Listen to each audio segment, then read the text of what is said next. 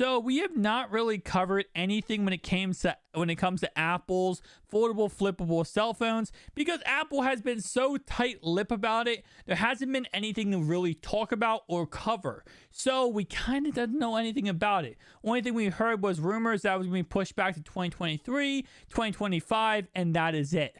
Well, we finally got some information, and it's coming in here from Ming Chi Kao, who went ahead and posted Apple is testing E-Link's electronic display EPD for future device cover screens and tablet-like applications.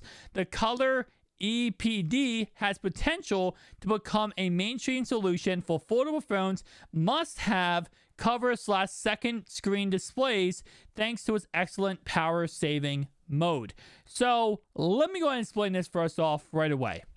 This EPD screens can last up to a week on a single charge. The biggest issue with a lot of foldable phones, and the Z Flip 3 is a great example of this, is the inability to have a big battery. The inability to actually go on a very long time without having to charge your phone.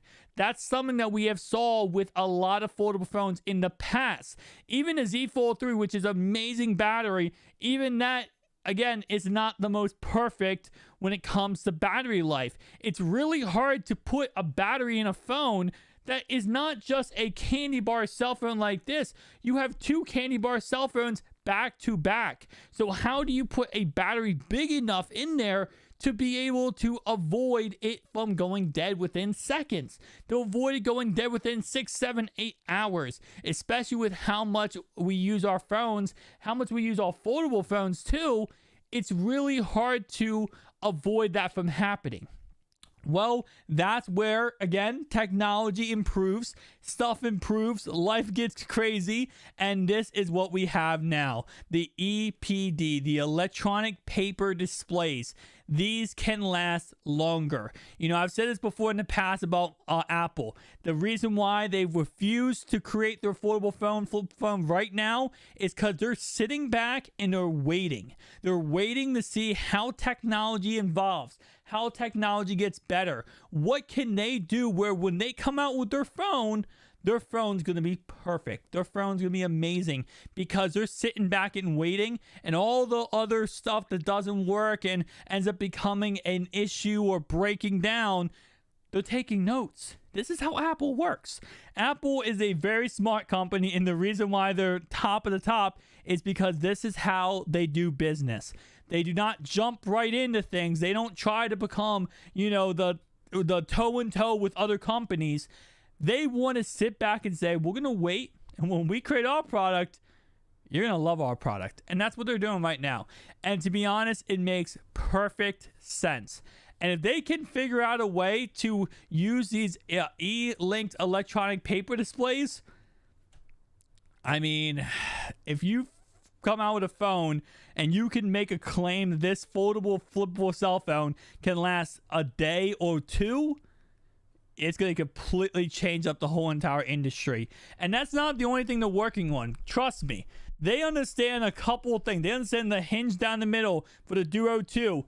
People don't like. The crease down the middle, people don't like.